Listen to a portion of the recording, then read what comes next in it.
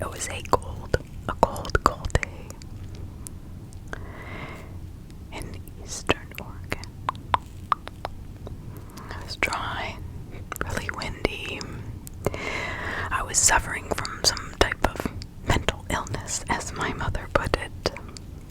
All the therapists, all the therapy, all of the constant flying here, flying there, taking me, trying to prove whatever was wrong with me was not the case. You know, that can be really stressful for a young child to go through. But it's okay. I've been going through it all of my life.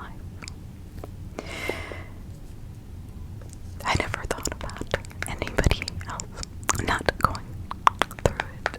I thought it was just something that every parent did. They picked a disease, and before you knew it, you were on another medication, or I was on one medication after another. Nothing worked. ADHD, ADD, ASAD, personality disorder, associative disorder, aggressive disorder, bipolar disorder, you name it. I have been diagnosed at least 100 times with each one. But I was none of those. That was the thing.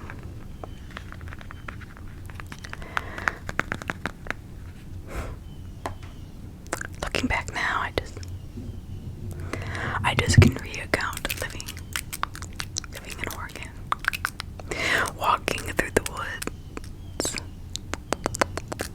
listening to the birds, listening to the people talking in the woods. That's where it all started. See, these people in the woods do exist. They exist. They followed me everywhere, but they were different people. It wasn't as if, it wasn't as if, it wasn't as if they were talking necessarily to me. I know it sounds strange. I know it all sounds so strange, but the thing is, it is not. Eugene, Salem, Portland, Roseburg. Oh yes, the tiny little town of Roseburg. The dark, dense forest of western Oregon was my nemesis in those woods. See, we had lived in Roseburg at the time of all of the strange occurrences that had actually taken place, and then we moved to eastern Oregon to get away from it past Hood. And if you're familiar with Oregon, it turns into kind of a desert after the mountains that hold all of the water on the one side, all of the rain clouds, all of that really lush forest that so many things can hide in. Skinwalkers, whistlers, mimics, ghosts of those who have never walked this earth. They all exist in those woods, and I could hear them. And my biggest mistake, my biggest one now, looking back as I sit and stare at these 4 white walls, just with the memories of the voices in my head haunting me night after night after night. Oh yes, that was my mistake.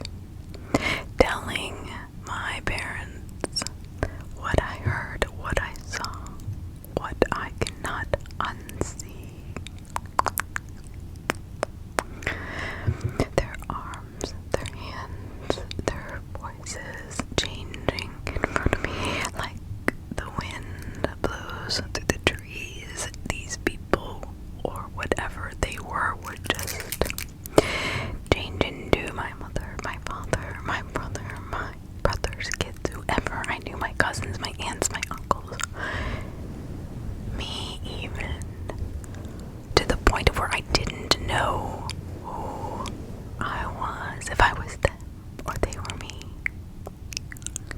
Was I a walking version of me, or was I a walking version of them? Now,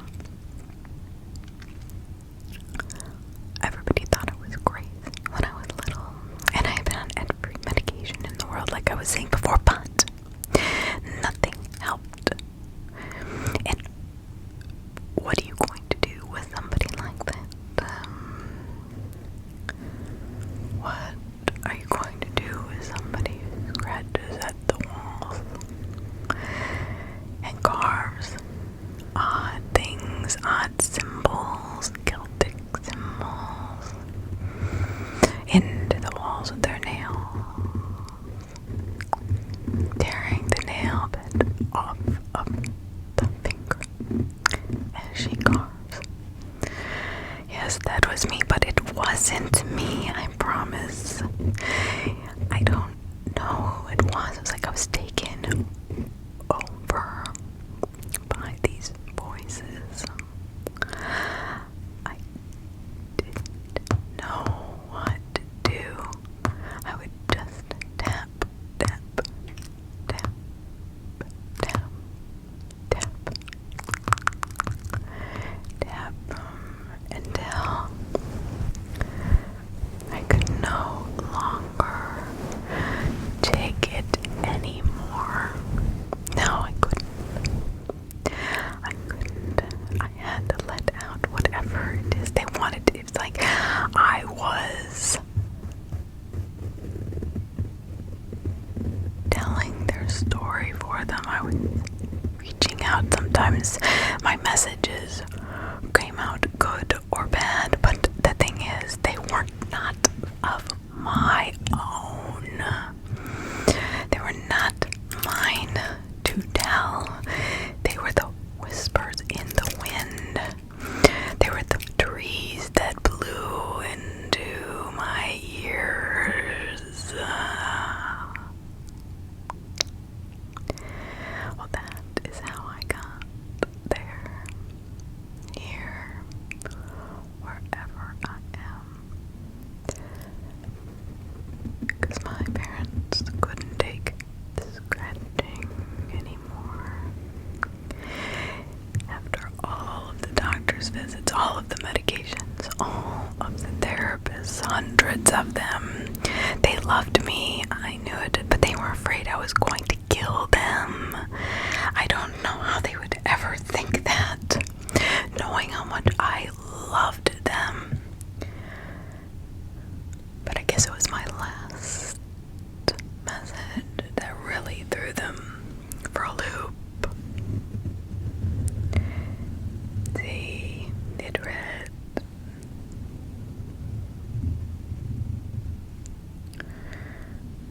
well, I'm almost embarrassed to say it read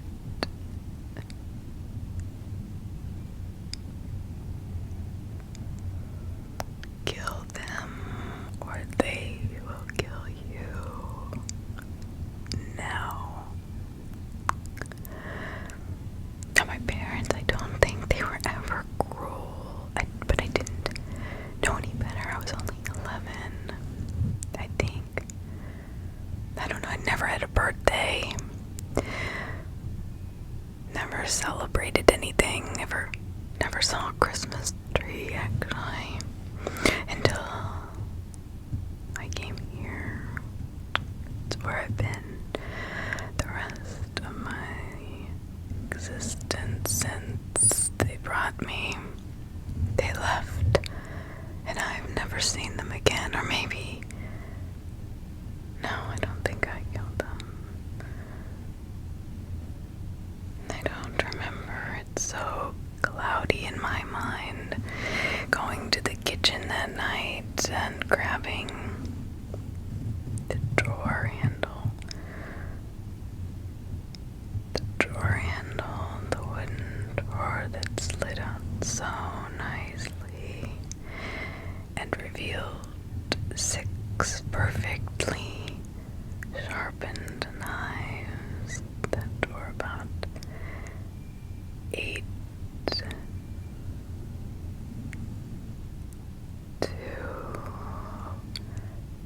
3 inches long.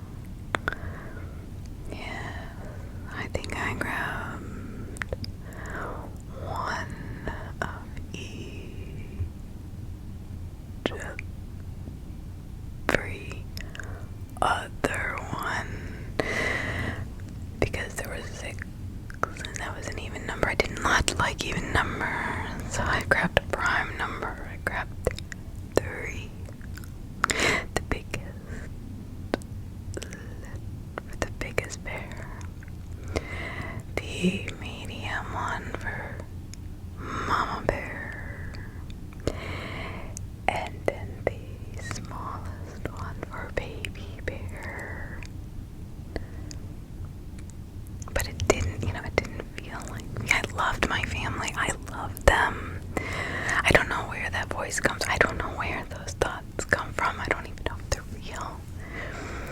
But when I think about it, when this person comes into my room and does this hypnotizing thing on me,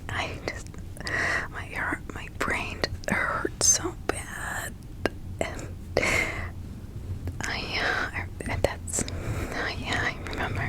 remember, and I start writing on the wall, scratching,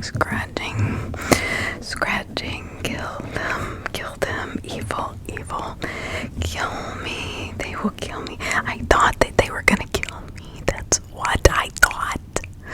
I did. They were telling me all those voices in my head, just growing.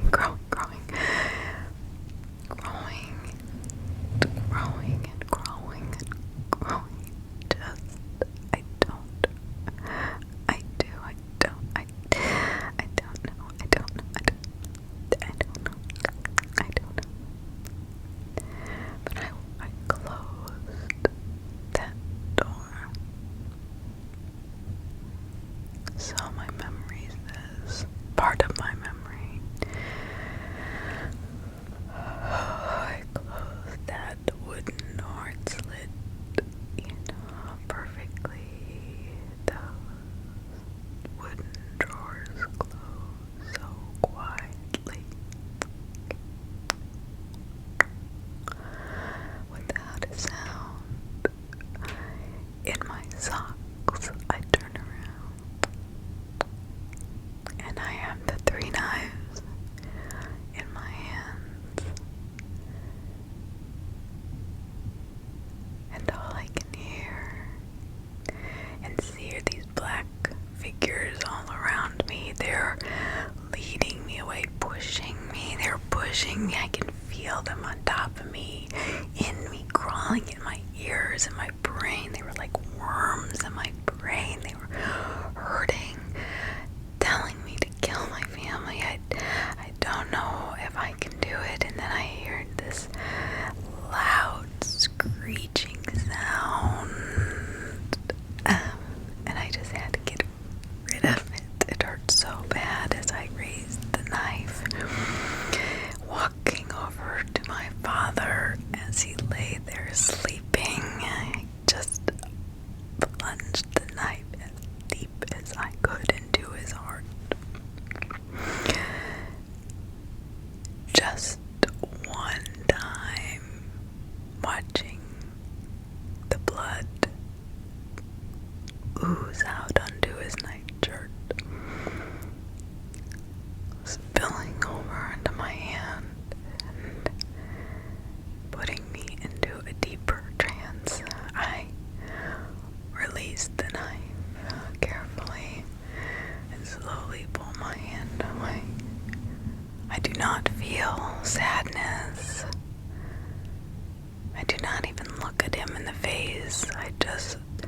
I'm like I'm somebody else. I try to come back to myself, but I can't. My throat is being closed as I'm pulled to the other side of the bed. My mother's still sleeping. I think I held the most contempt for her, if I had to be honest. What I remember in that part of my brain that is screaming now, burning, it burns like fire. But part of my brain, it hurts now as I'm screaming in the doctor's office as he urges me to continue. And I said, I've told you this story 100 times. He said, yes, but I want to hear it again. Almost in a maniacal, cynical, sick way. You sick bastard, I thought. Why do you want to hear this horrible thing I did over and over, day after day after day, and then take me back and put me in restraints? Shoot me up with whatever you give me to make me disappear into nothingness until the next day when you wake me up with another something else that you shoot into my veins to bring me back, just to have me repeat this story. Continue on, please. You're doing so well. You're making so much progress. As a smile of a joker comes over his face and his yellow teeth from smoking cigarettes all his life. Thick, yellow, nasty, smelly teeth that can just makes me nauseous. The thought. But then something he clicks or says to me, puts me back into that trance. I walk as quietly as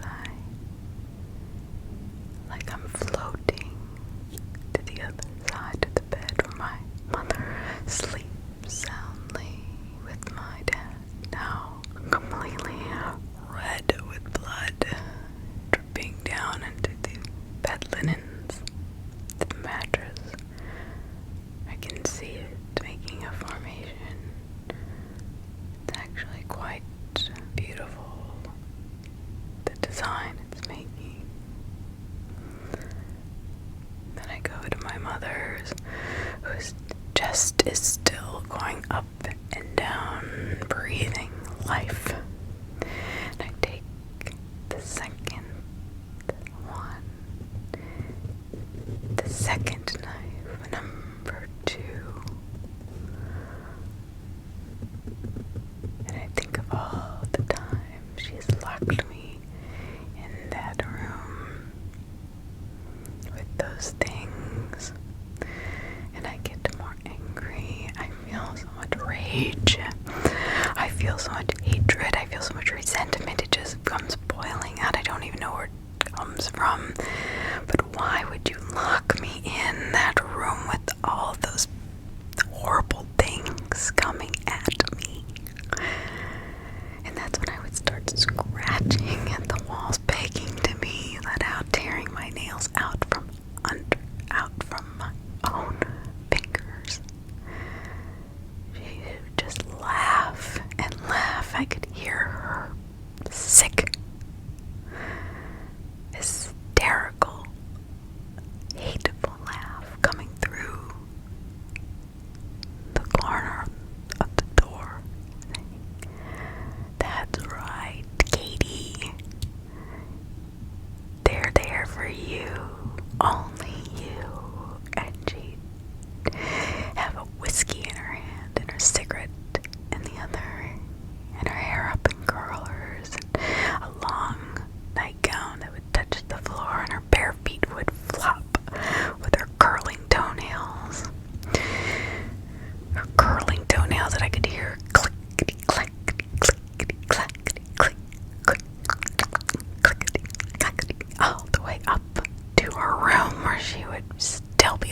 staring at me as I was being accosted by these horrible beings attacking me.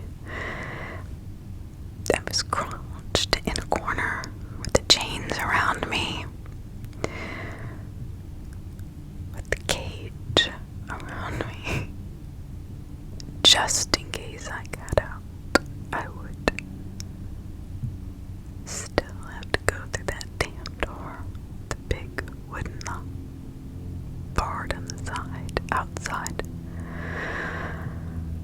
But I got out tonight, didn't I, Mom? As I raised the knife, and instead of plunging it into her chest, I sliced that woman's throat from ear to ear, and what, so deep it almost decapitated her, and I watched that blood run out of her, that lifeless bitch, that wretched human being that called herself my mother. I just sliced her open and watched her die. That I did do. No remorse. I could feel the spirits coming over me now. As I left the knife there, watching her blood just spill over the side, her eyes flinging open, staring at me, startling me. At first I thought she might grab me and put me back in that cage, but I turned and I walked into my little brother's room, who had been just as evil as both of them. Then I knew I didn't have to do much. I had a little knife for him, and he was sleeping in his bed, his perfect bed, his soft, cozy bed. He would laugh at me too. He would knock on my door and say, little Katie, we all know that she is crazy. Keep her in that box at night so we all can sleep tight. Ah, ah, ah. And he would say it over and over again. I hate him for this. Night after night he would say this. It was like I wasn't even human. I took that knife and I plunged it into his eye, knowing that it would kill him. It didn't take much. He writhed in pain for a while. Then I turned, and over his bed, his comfortable sleep he was having, disrupted by my rage. Little Katie, everybody calls crazy. Here I am to kill you all, so this is what you now can recall. As his other eye opened, he saw me with fear on his eyes. He mouthed the words, how, and I knew what he meant. How did I get out? Well, see, when you lock somebody in a room with so many dark spirits, they will teach you things you don't want to even hear about. It isn't the worst part of your dreams, your nightmares, and I will come for you as I have come for all of them. As I looked up with my eyes as black as coal, staring at my therapist, and I seared the fear of death into him, pulsating out of my skin. I could feel it burning his.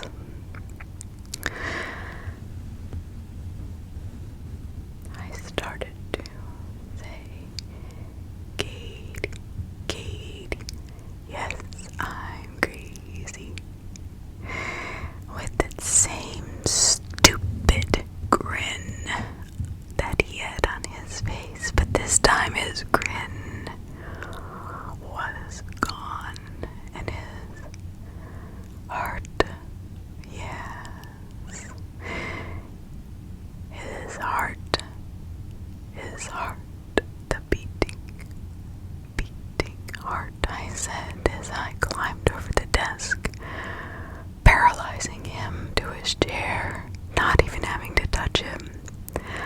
Katie, Katie, yes, I'm crazy.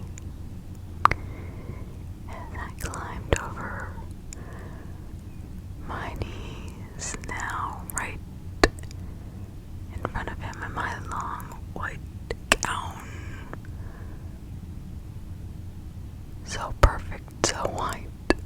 I didn't have to stab him, no. I just let the demons do their work. I could hear his heartbeat slow down as he clutched his chest, gasping for air. I will come for you, I told you I would. I will, and I have. As if I had become one of the things that has always haunted me. I slowly watched the doctor die and quietly changed the clothes that he had in his bathroom that the nurse would wear and snuck out of the hospital. I am now living in the woods with the dark ones, and nobody will find me ever again.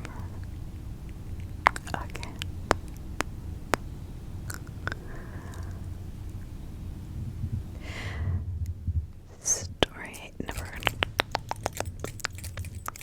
pluck the negativity, pluck. Story number 2. So, my little pretties.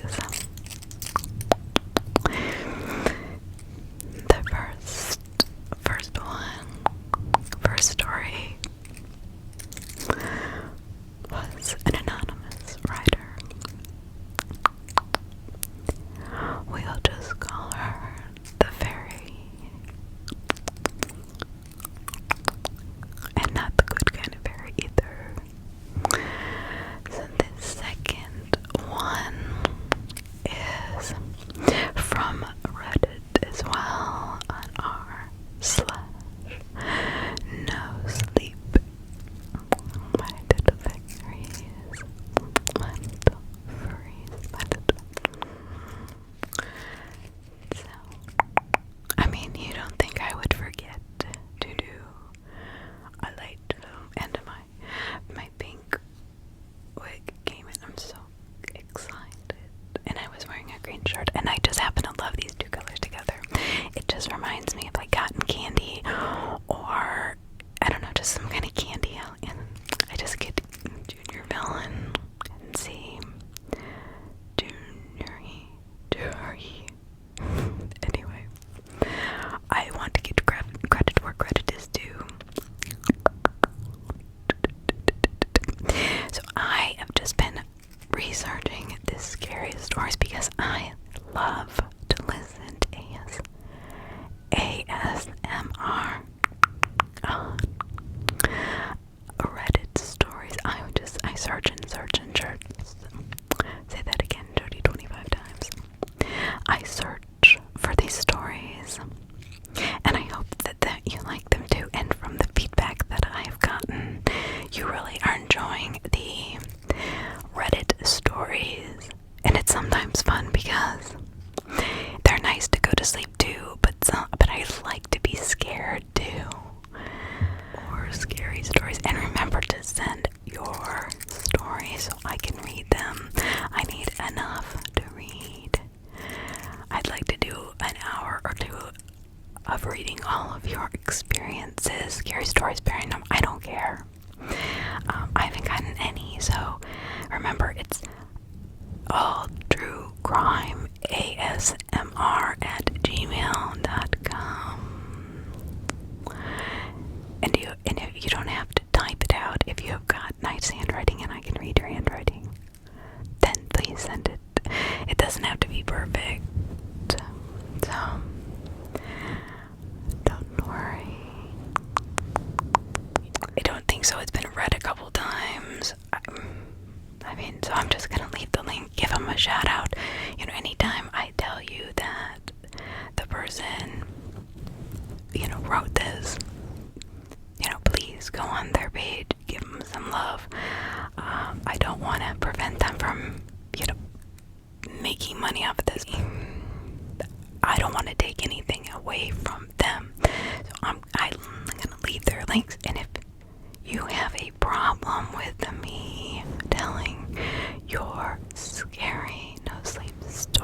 on my channel and sending people your way to read your stuff and give you karma points, then let me know and I will take down this video, take off your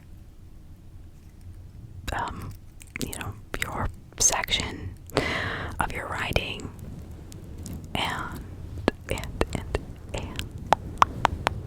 then re-upload it with everybody else's.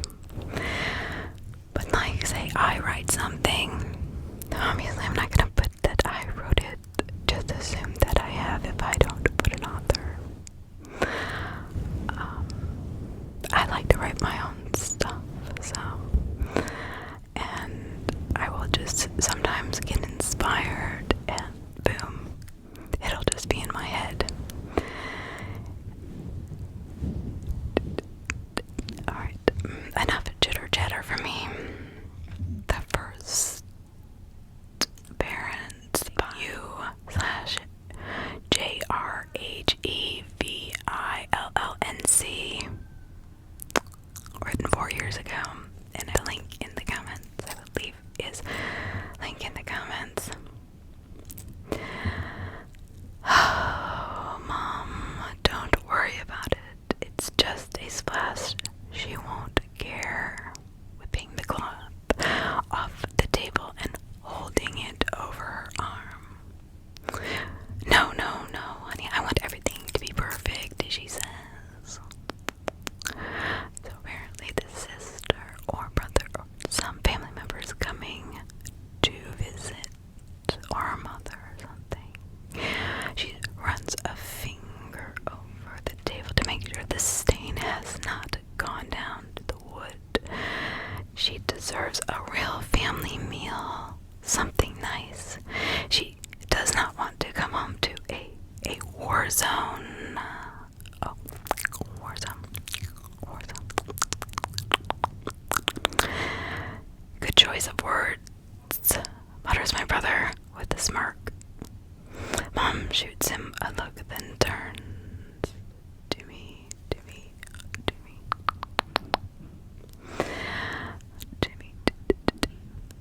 Fetch the fresh tablecloth, would you? It's in the linen closet. Seriously. She throws her hands up in mock despair. With perhaps a tinge of the real thing. Real despair, I guess. Honestly, how do you men survive on your own? She asks. The ceiling. The linen closet is in our bedroom upstairs. It's the door in the far corner and the nice silver one. Not the tatty red one. That was just for kids' parties. To be honest with us and Dad, the red one might be more appropriate. I say, managing to get a chuckle from Grant and reluctant smirk from Mom. With that, I head out of the room and go upstairs. Feels odd stepping into my parents' room alone.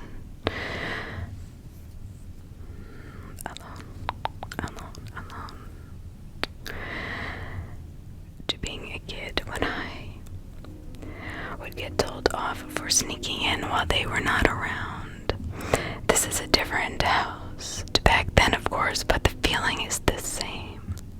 And Mom's sense of style has not changed a bit.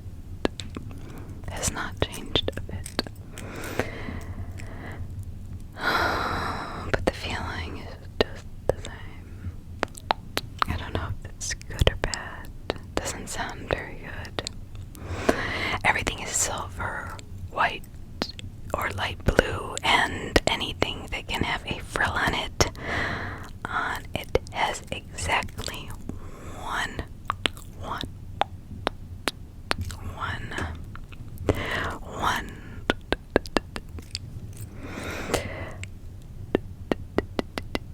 and anything that can have. Alright. And along the duvet cover the one across the curtains, one on each sleeve, and on her dressing gown hanging at the far end of the bed. One on each sleeve of her dressing gown hanging at the end of the bed. Barely a sign of Dad using the room at all, except for an old pair of slippers, and an electric razor on his side of the bed. But that was always that way. It hasn't changed at all. I smile to myself as I close the door.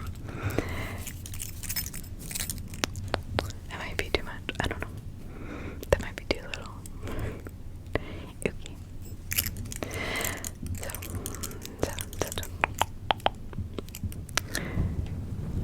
I smile to myself as I close the door. I'm closing the door.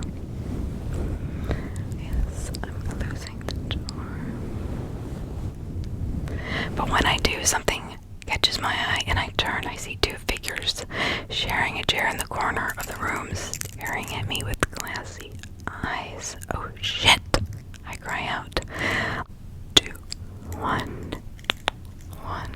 figures staring at me. I certainly wasn't expecting to see them here. They're exactly how I remember them, two wooden marionette puppets. The real classic kind with posable arms and legs. You know, the ones with the moving fingers.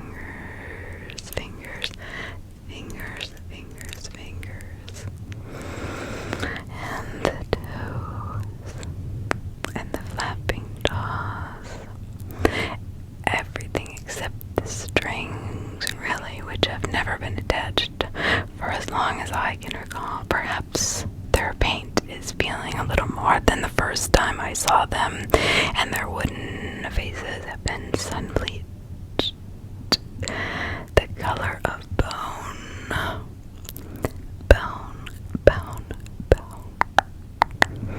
Their faces have been bleached the color of bone. But it's them, alright. Old Mr. and Madam.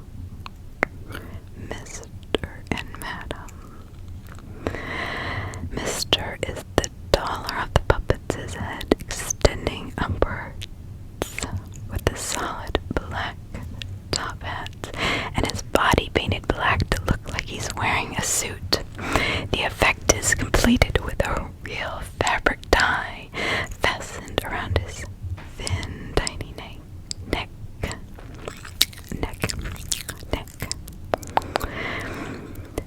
which I've always thought was made of the same material they'd made ropes from.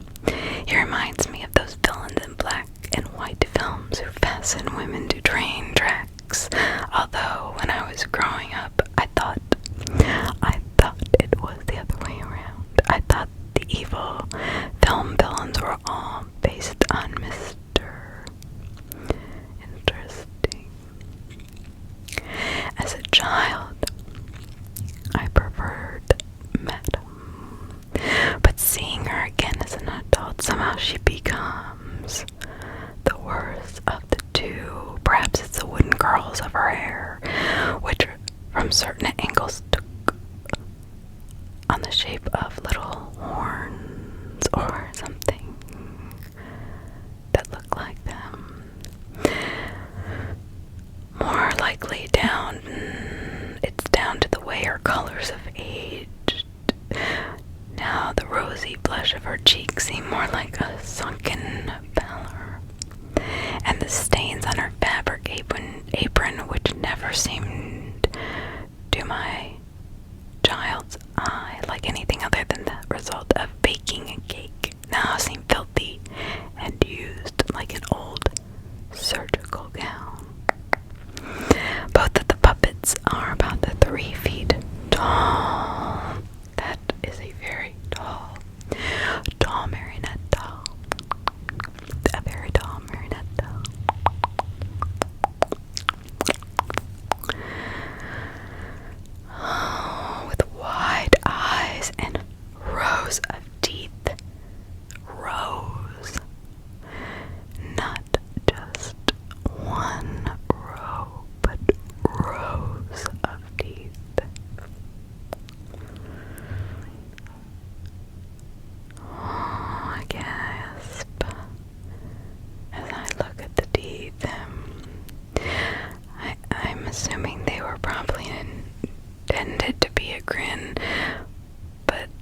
some reason, have always given me more of a feeling like they're sneering at me or going to eat me.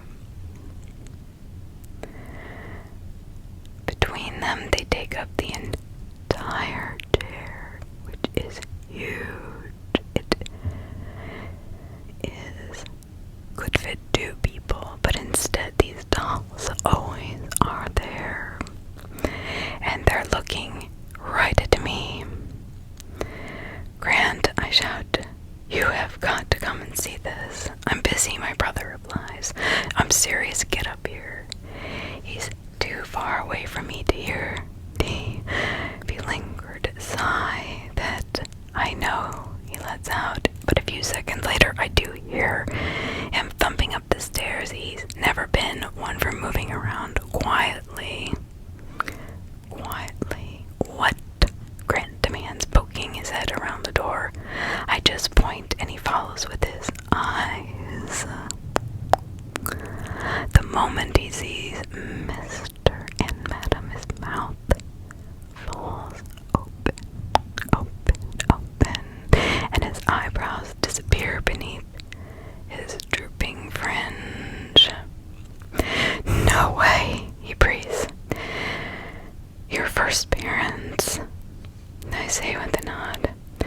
Grant chuckles, walks properly into the room, and leans in close to inspect the old dolls. For some reason, I feel slightly uncomfortable seeing his face that close to theirs. I want to pull him back. I don't know why. "First, Mom," Grant says, picking up Madam's wooden hand and giving it a gentle shake. Her hinges squeak from lack of use. He places her arm back by her side, then takes up Mister's hand in the same manner, shaking it and nodding at the puppet. "First, Dad." Seeing him do that now seems ludicrous, and we both let out a laugh, but for years of our childhood, this was something we took very seriously. For as far back as I can remember, the 2 of us had shared this idea that Mr. and Madam were not just puppets. They were Grant's real parents. They had simply handed him over to my mom and dad to look over him. It was an idea we bonded over, something between a joke and a secret, and a pair of shared imaginary friends. It had felt special. A bond of shared imaginary friends. A bond of knowledge that was exclusive to ourselves, and which our parents, our human parents, were not aware of. It was the bizarre logic of children, I suppose. Where we made ourselves feel more like brothers by pretending that we were not actually related, by pretending that we were not actually from the same parents. We gave Mr. and Madam full personalities, told stories about what they got up to, whispered at night about when they finally changed their mind and would take Grant back. It was a strange joke thinking back to it now. I'm not sure whether as a child I really thought it was a joke at all. Oh, we were just weird kids, I say. Can you blame us? Grant asks, gesturing to the puppets. Our parents thought these were good toys. Jeff, in a 4-year-old's room. Look at them. No wonder we got a little messed up. Oh. I snapped, don't speak to your first parents that way. Grant laughs and bows to the puppets. I'm terribly sorry, prefers Mom and Dad. I didn't mean it, I love you, really. The puppet's glass eyes seem to glint in the light, probably just the reflection of Grant moving so close.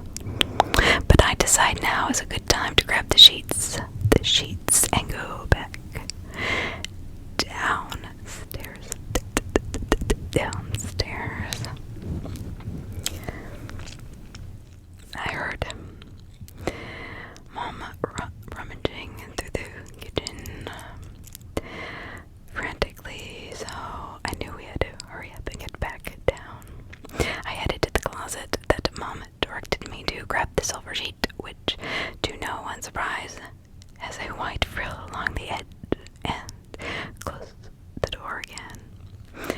I'm amazed they kept these, Grant said, as I turned to see that he's still inspecting the two puppets, peering at them from different angles. He has a point. He has a point. While I don't remember them ever explicitly saying they did not like Mr. and Mrs. Madam, I don't always remember having the impression that Mom and Dad did not approve of the two puppets. In fact, they once attempted to give them to a charity shop, and Grant cried so hard that Dad had been forced to drive up to the shop to buy them back. I had honestly thought that the two puppets were destined for the tip the moment Grant outgrew them. Yeah, I nod, passing them quickly and heading to the stairs. I wonder if Dad found out they're worth a fortune or something. They must be antique by now. Maybe, Grant says, following behind me. I thought he had thrown them away ages ago. We rounded the bottom of the stairs and made our way into the kitchen where Mom's waiting with plates. I start to put out the tablecloth, but she hands the plates to Grant and takes it from me, draping it over the table like she's dressing a prince. Thank you, boy, she says, before taking the plates from Grant and laying them on top. The two of us share a look. Mom, why do you have At that moment, the front door opens and we hear Dad shouting down the hallway, "Attention!" Mom lets out a little squeak and rushes out of the room, and Grant and I follow, stepping out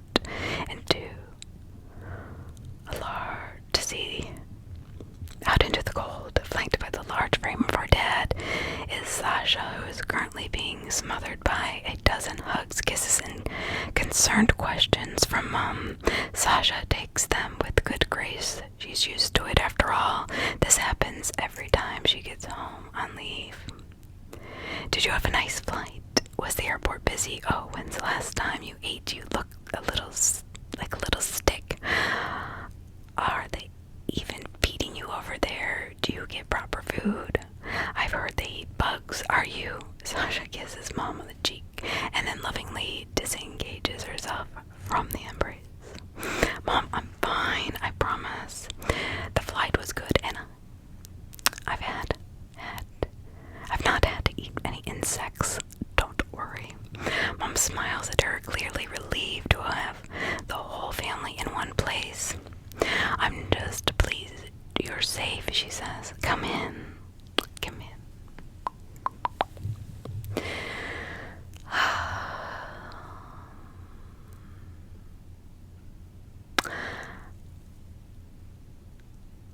Come off it, Mom, I snort. She's not in actual danger. She operates a radio.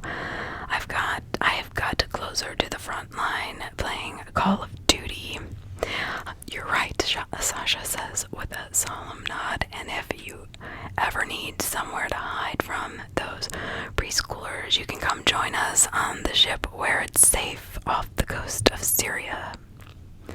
We stare at each other for a moment and then smirk.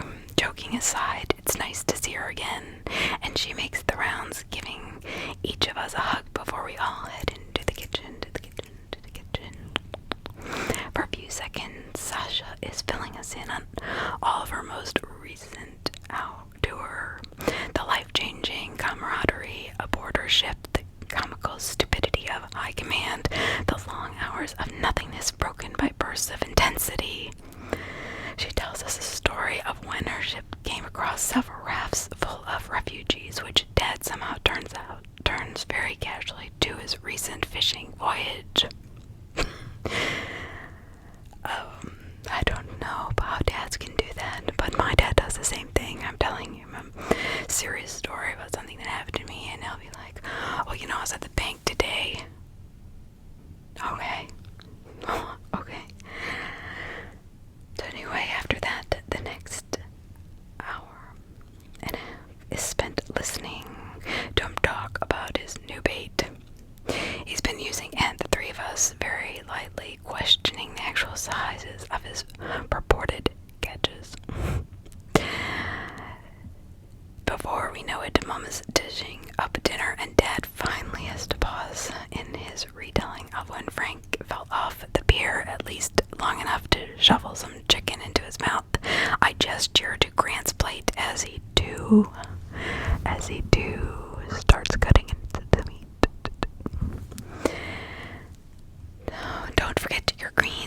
say, "You're a growing toy." He laughs and Dad frowns at us with a mouthful of food. "It's a joke we had," Grant explains, "about Mr. and Madam." "What?" Dad manages, flicking bits of chicken back onto his plate and getting a disapproving look from Mom. "You know, the puppets," I say, gesturing upstairs. "Oh, those old things," says Mom. "I thought you had forgotten about them." "I had until today," I said, and Grant nods.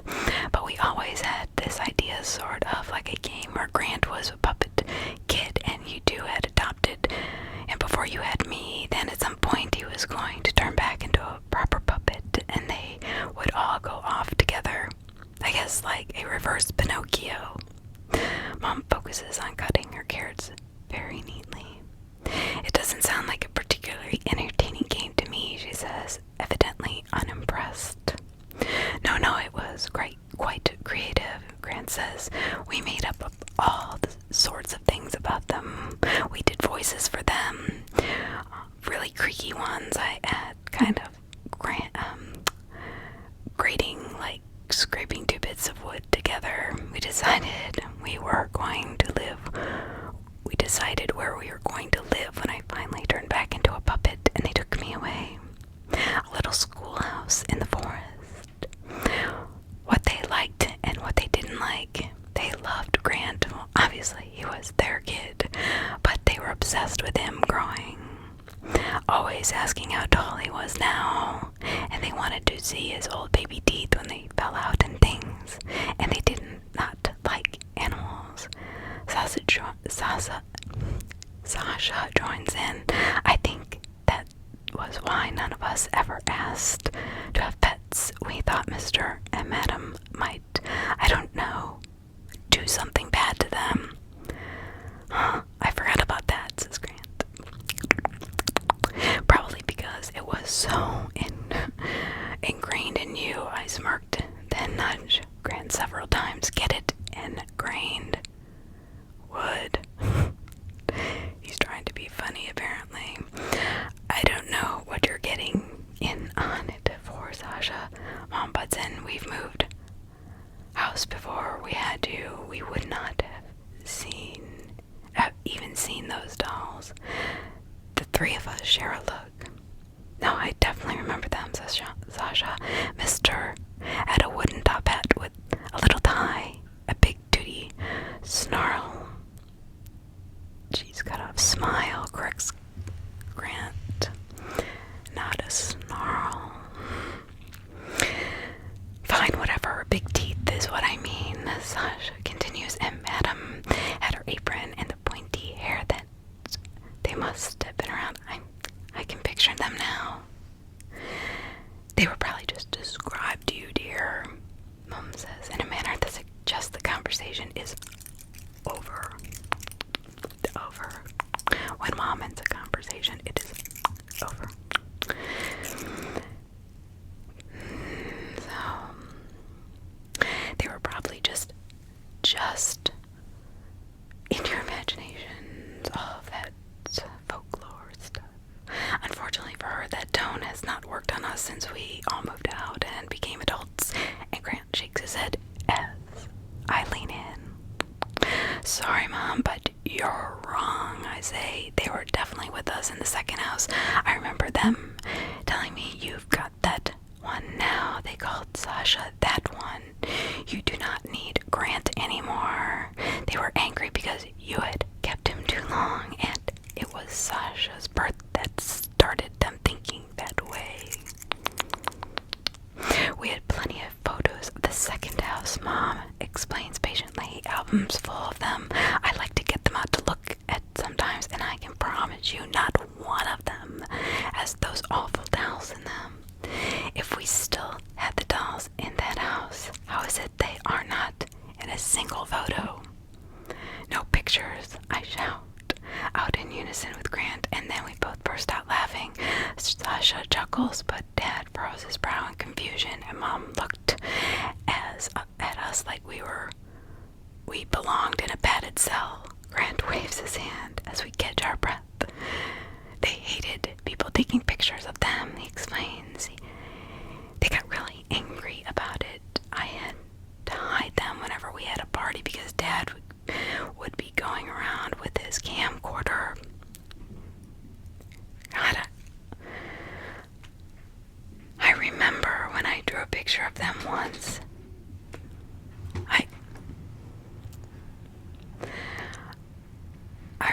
drew a picture of them once.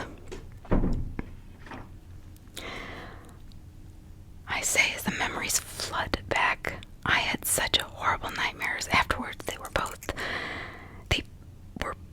standing over my bed, looming at me, clawing at me, like really clawing, as if they wanted to kill me. It was horrible.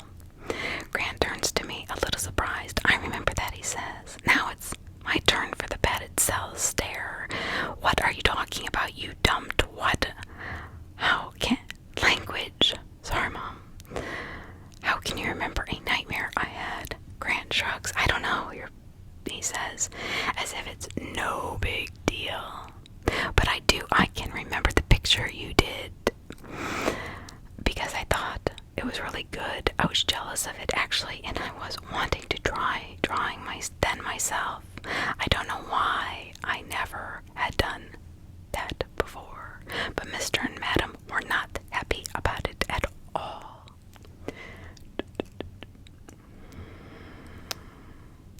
But Mr. and Madam were not happy about it at all. They waited until Mom kissed us goodnight and closed the door, and then they were like snakes, on the documentaries where they are still for ages, and then they lash out and kill the mouse. It was like that. One moment everything was quiet, and then they were out of their chair and going for you. I can see it now, the arms going back and forth, scratching like they were trying to dig through you or something, like they really hated you. He goes quiet for a moment, and I do not know what to say. No one does. Even Sasha looks uncomfortable, and I find myself looking at my plate and pushing half a sausage around the remains of the gravy. I get this really strange feeling in my stomach as I recall more and more details of the old nightmares. And something... Oh, no, never mind.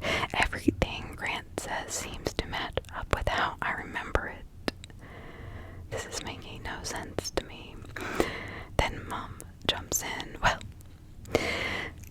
everybody who's up for dessert, she says in a merry, cheerful voice.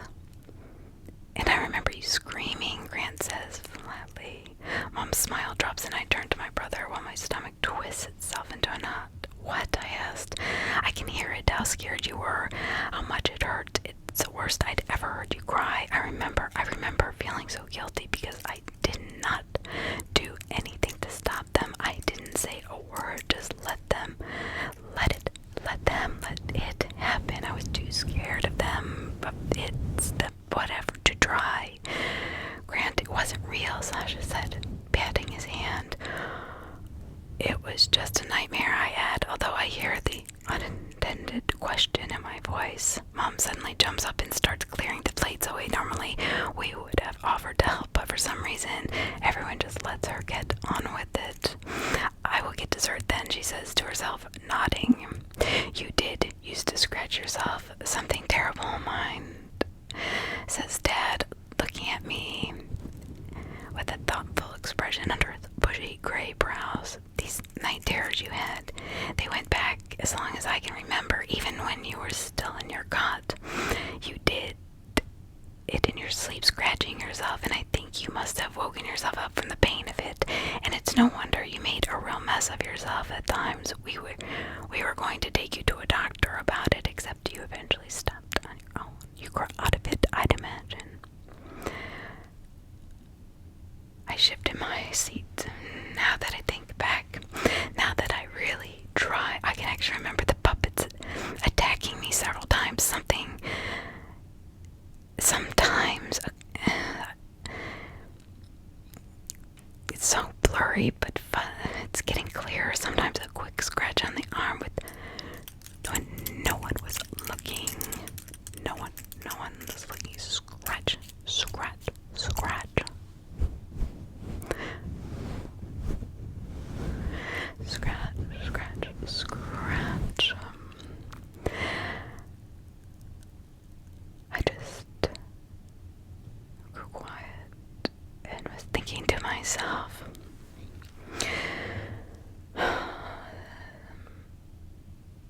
sometimes I go for my face face at night as my memories start to come back. Like, grant to me. It's strange to think that I had such a vivid, twisted imagination when I was young. I do not know how I can remember it too, though. Grant muses. I shrug. A gasp. Maybe I told you about them. I suggest the nightmares. I told you everything. At that age, I must have talked to you about my dreams, and then you must have, probably just started incorporating it into your own nightmares. I don't know, empathetic nightmares, like you were projecting your worries onto me into your own dreams. I've read about stuff like that. Dad adds with a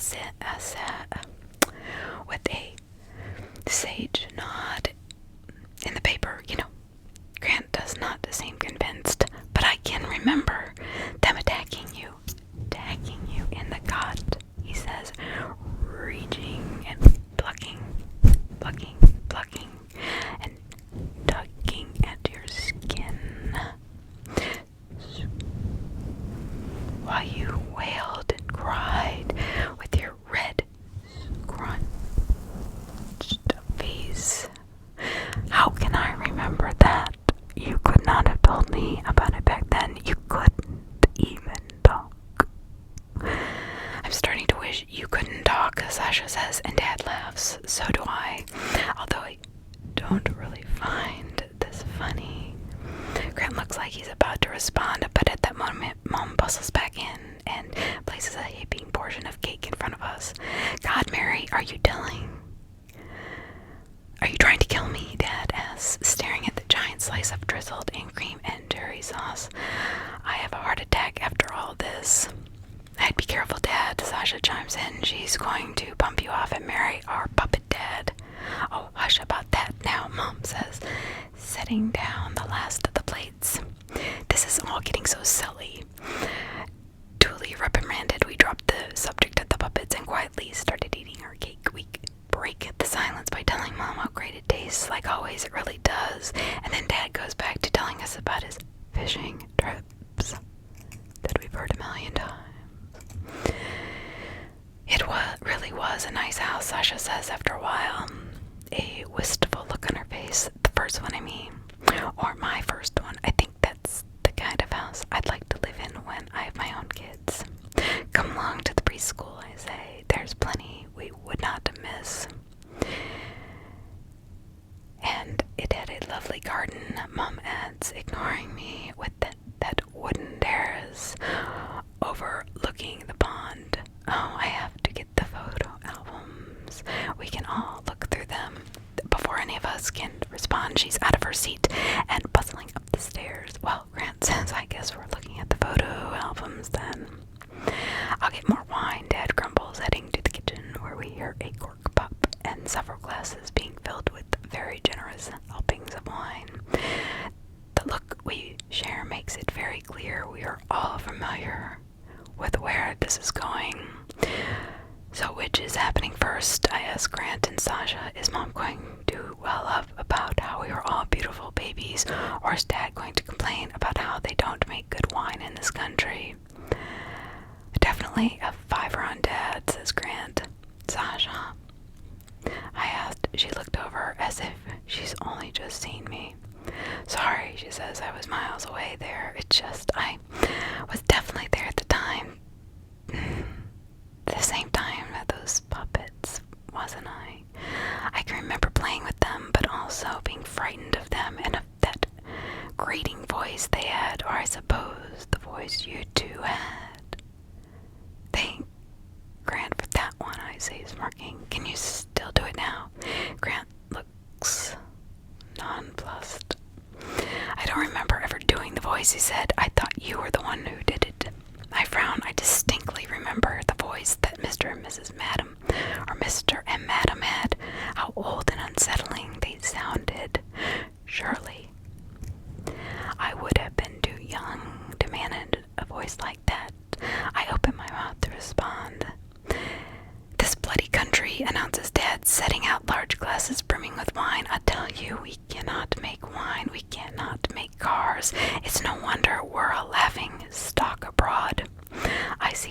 Sasha consider responding, but instead she takes a deep drink from our glass. We nod along as Dad tells us about how things have not been the same since that woman was in charge.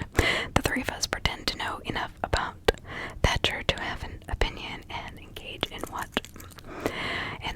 we now own to a skilled art of murmuring in approval or derision at the appropriate points in Dad's monologues.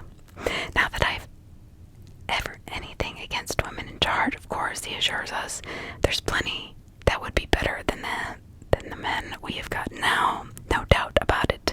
Take your mom, he said, wagging a knowing finger at Grant. Which one? I asked before I can't stop myself. Dad furrows his brows at me. What do you mean, which one? He asks. He was just talking about the puppets again, Sasha said. Just ignore him. Ignore him. Oh, those bloody puppets, he grumbles, taking a drink and turning his wagging finger at me. With how you go on about them, I would not be surprised if they did bring you up. You certainly did not get these ideas from me or your mother. Well, technically I did, I said. You were the ones who brought them for Grant after all. Who bought them for Grant after all? Wasn't bloody me, Dad grunts. I wouldn't pay a penny for them. Everyone goes silent.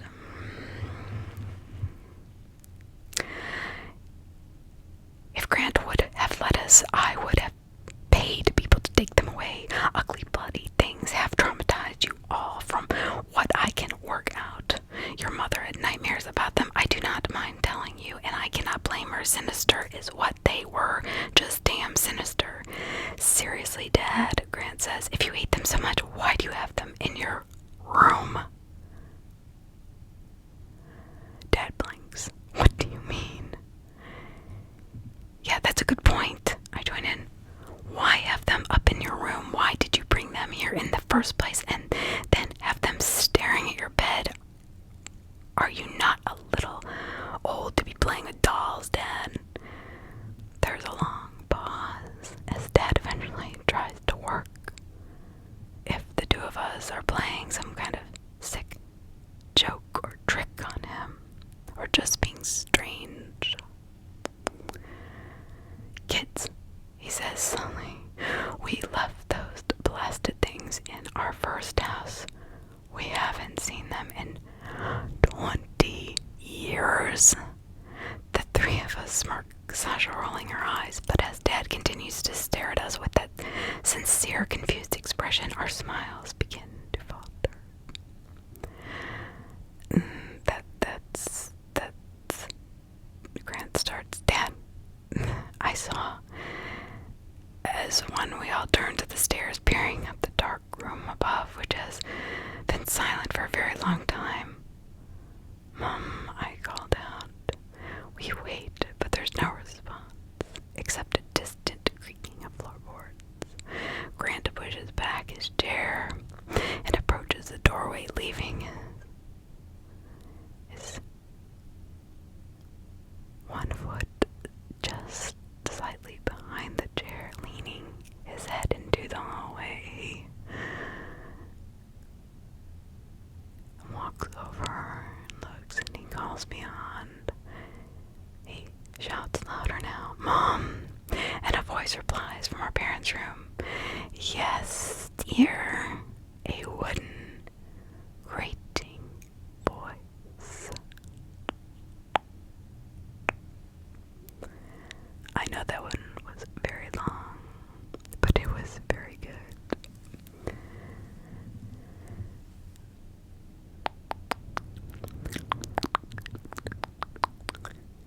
The squaws in the forest.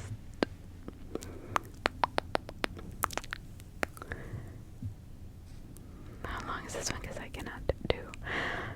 Whoever writes this is really a long writer. I'm just gonna tell you that.